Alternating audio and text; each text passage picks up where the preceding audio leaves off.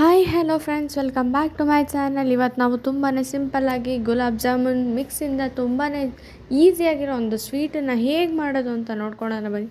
ತುಂಬಾ simple and ಈಸಿಯಾಗಿ ಗುಲಾಬ್ ಜಾಮೂನ್ ಮಿಕ್ಸಿಂದ ಮಾಡೋದು ಈ ಸ್ವೀಟು.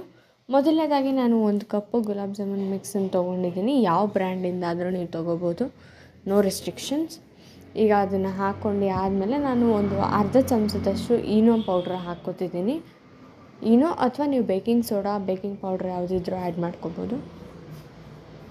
ಆಮೇಲೆ ಅದು ಆ್ಯಡ್ ಮಾಡಿ ಆದಮೇಲೆ 1 ಕಪ್ಗಿಂತ ಒಂದು ಸ್ವಲ್ಪ ಕಡಿಮೆ ಹಾಲನ್ನು ಆ್ಯಡ್ ಮಾಡಿಕೊಂಡು ಚೆನ್ನಾಗಿ ಮಿಕ್ಸ್ ಮಾಡ್ಕೊಳ್ಳೋಣ. ಯಾವುದೇ ಗಂಟಿಲ್ದಿರ ಚೆನ್ನಾಗಿ ಈ ರೀತಿ ಮಿಕ್ಸ್ ಮಾಡ್ಕೋಬೇಕು.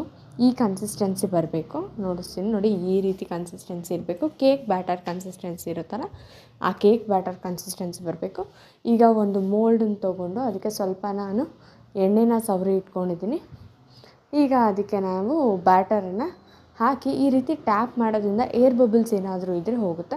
ಸೊ ಈ ರೀತಿ ಟ್ಯಾಪ್ ಮಾಡಿ ಆದಮೇಲೆ ರೆಡಿ ಆಯಿತು, ನಮ್ಮ ಬ್ಯಾಟರ್ ರೆಡಿ ಆಗಿದೆ. ಈಗ ನಾನು ಇಡ್ಲಿ ಹೇಗೆ ಮಾಡ್ತೀವಲ್ಲ, ನೀರು ಹಾಕಿಬಿಟ್ಟು ಅದ್ರ ಮೇಲೆ ಸ್ಟ್ಯಾಂಡ್ ಇಟ್ಬಿಟ್ಟು ಆ ರೀತಿಯಾಗಿ ನೀರು ಕುದಿದಾದಮೇಲೆ ಈಗ ಮಾಡಿರ್ತಕ್ಕಂಥ ಬ್ಯಾಟರ್ನ ಇಟ್ಬಿಟ್ಟು ಸ್ವಲ್ಪ ಹೊತ್ತು ಕುದಿಯೋದಕ್ಕೆ ಬಿಡೋಣ. ಅಷ್ಟರೊಳಗೆ ನಾವಿಲ್ಲಿ ಬೆಲ್ಲದ ಪಾಕ ರೆಡಿ ಮಾಡ್ಕೊಳ್ಳೋಣ. 1-2 ಹಿಡಿಯಷ್ಟು ಬೆಲ್ಲ ಹಾಕಿ ಒಂದು ಸ್ವಲ್ಪ ನೀರು ಹಾಕಿ ಈಗ ಬೆಲ್ಲದ ಪಾಕ ರೆಡಿಯಾಗಿ ಸ್ವಲ್ಪ ಕುದಿಸಿದಾದ್ಮೇಲೆ ನಮ್ಮ ಬೆಲ್ಲದ ಪಾಕ ರೆಡಿ ಆಯಿತು. ಕರಗಿದಾದ್ಮೇಲೆ ಎಳೆ ಪಾಕ ಏನು ತೆಗೆಯೋದು ಅವಶ್ಯಕತೆ ಇಲ್ಲ. ಸೊ ಈಗ ಪಾಕ ರೆಡಿ ಆಯಿತು. ಒಂದು ಸ್ವಲ್ಪ ಎಸೆನ್ಸನ್ನು ಆ್ಯಡ್ ಮಾಡ್ಕೊತಿದ್ದೀನಿ. ಎಸೆನ್ಸ್ ಇಲ್ಲ ಅಂದರೆ ಏಲಕ್ಕಿ ಪೌಡ್ರ್ ಆ್ಯಡ್ ಮಾಡ್ಕೊಬೋದು. ನಾನೊಂದು ಸ್ವಲ್ಪ ಎಸೆನ್ಸನ್ನು ಆ್ಯಡ್ ಮಾಡಿಕೊಂಡೆ. ಈಗ ಒಂದು 20-25 ಮಿನಿಟ್ಸ್ ಬಿಟ್ಟರೆ ರೆಡಿ ಆಗಿರುತ್ತೆ. ನೋಡಿ, ಈ ರೀತಿ ಮೆತ್ಕೋಬಾರ್ದು, ಆಗ ರೆಡಿ ಆಗಿದೆ ಅಂತ. ನಾನು 25 ಮಿನಿಟ್ಸ್ ನಾನು ಬಿಟ್ಟಿದ್ದೆ. ಅಕಸ್ಮಾತ್ ಆಗಿಲ್ಲ ಅಂದರೆ ಇನ್ನೂ ಒಂದು 5 ಮಿನಿಟ್ಸ್ ಬಿಡ್ಬೋದು. ಈ ರೀತಿ ಕಟ್ ಮಾಡಿ ಇಟ್ಕೊಂಡು ಹೆಂಚಿಗೆ ಸ್ವಲ್ಪ ತುಪ್ಪ ಸವರ್ಕೊಂಡು ಇದನ್ನೆಲ್ಲ ರೋಸ್ಟ್ ಮಾಡ್ಕೊಳ್ಳೋಣ. ಒಂದು 2-3 ಮಿನಿಟ್ಸ್ ಆದಮೇಲೆ ಟರ್ನ್ ಮಾಡ್ಕೊಳ್ಳೋಣ. ಒಂದು ಸೈಡ್ ಬಂದಿರುತ್ತೆ. ಈಗ ಇನ್ನೊಂದು ಸೈಡ್ ರೊಟೇಟ್ ಮಾಡಿ ಈ ರೀತಿ ಕಂದು ಬಣ್ಣ ಬರಬೇಕು.